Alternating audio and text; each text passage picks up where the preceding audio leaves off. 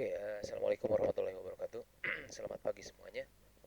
Untuk kelas 2A sampai kelas 2D, kita ketemu lagi ya dengan mata kuliah extensive reading, dan mudah-mudahan kalian semua ada dalam keadaan yang sehat walafiat, juga masih berpuasa gitu ya, masih dikuatkan meskipun dalam pandemi COVID-19 ini. Jadi materi untuk pertemuan ke-8 ini adalah tentang vocabulary strategy, recognizing bias and tone, denotation, connotation, and loaded language. Jadi di pertemuan ke-8 ini saya tidak akan memberikan exercise ya, jadi jangan khawatir, tidak akan diberikan latihan atau tidak akan diberikan kuis. Jadi mungkin kuisnya nanti di pertemuan ke-9. Karena materi untuk yang ke-8 ini lumayan panjang ya, jadi saya hanya akan memberikan materi ini saja dan mudah-mudahan Anda bisa memahaminya dengan baik gitu ya. Di sini sub judulnya adalah recognizing bias and tone, denotation, connotation, and loaded language. Jadi kita sebagai critical reader gitu ya, kita itu harus bisa memahami bias dan juga tone. Jadi bias assumption dari seorang penulis, kemudian tone atau juga lebih ke point of view dari seorang penulis, itu kita harus bisa memahami itu. Dan cara untuk memahami bias dan juga tone-nya itu kita harus bisa mengrecognize bahasa yang digunakan, apakah denotative meaning, connotative meaning, atau loaded language nantinya. Di sini disebutkan bahwa a critical reader pays attention to the language and author used to influence the emotion of reader, and that is therefore high influence language. Jadi seorang pembaca yang kritis itu harus bisa memahami gitu ya, bagaimana sebuah bahasa itu bisa mempengaruhi kita gitu ya, karena bahasa yang dipergunakan oleh si penulis itu bisa mempengaruhi emosi kita, dan juga kita harus bisa memahami apa penggunaan bahasa itu merujuk kepada maksud apa gitu ya dari sebuah teks itu. Ya. Jadi di sini kita mulai saja ke connotation and denotation meaning.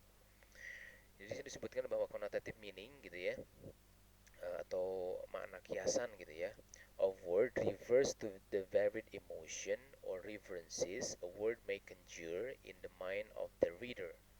Jadi makna kiasan itu atau makna kiasan dari sebuah kata itu, dia refer to, dia mewakili beberapa emosi, beberapa references dari yang ditulis oleh si penulis di dalam sebuah teks gitu ya.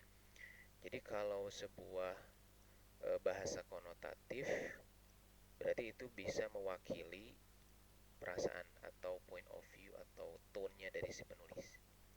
The connotation of a word has to do with the association that are created in the mind of the reader. Jadi penggunaan connotative meaning itu dia nggak akan keluar dari topik besar teks tersebut atau main idea teks tersebut. Jadi ketika kita harus menentukan connotative meaning dari sebuah kata, itu pasti ada supporting sentence-nya, pasti nggak akan keluar dari topik sentence-nya, pasti nggak akan keluar dari topik yang teks tersebut. Many connotation of language can be attributed to culture or the learned associated passed on within a group of people from generation to generation. Jadi makna bahasa kiasan ini biasanya digunakan di teks-teks yang ada hubungannya dengan culture gitu ya, budayaan sosial, itu lebih kepada ke sana. Kemudian yang selanjutnya denotative meaning of a word is the straightforward ya.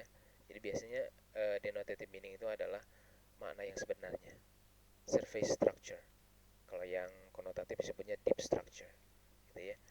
Dictionary definition of that word. The denotative value of a word does not have anything read into it. Literal language and the denotative meaning of word are the same thing.